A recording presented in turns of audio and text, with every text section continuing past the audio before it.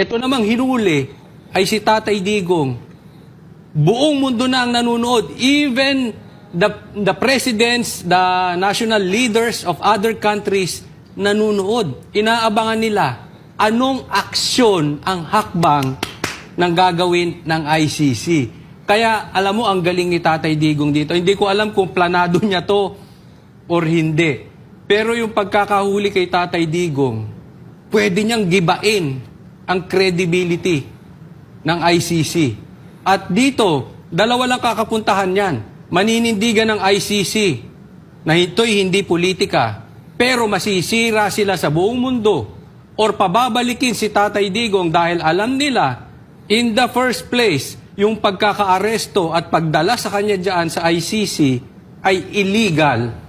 E lahat ng prutas ng isang illegal, parang sa search warrant illegal nakuha mo yung mga ebidensya, hindi po yan tatanggapin ng korte. So, pag pinabalik si Tatay Digong, iyaan ay malaking batok sa mag-best friend BBM at Tory. And apakaganda nito senaryo na ito. Dito, alam mo, siguro, sa aking opinion, dito sila ngayon, ang buong mundo mabibilib sa Pilipino sa katauhan ni Tatay Digong na ipinagtanggol, handang isakripisyo ang kanyang buhay, ang kanyang pamilya para sa kapakanan ng bawat mamamayan.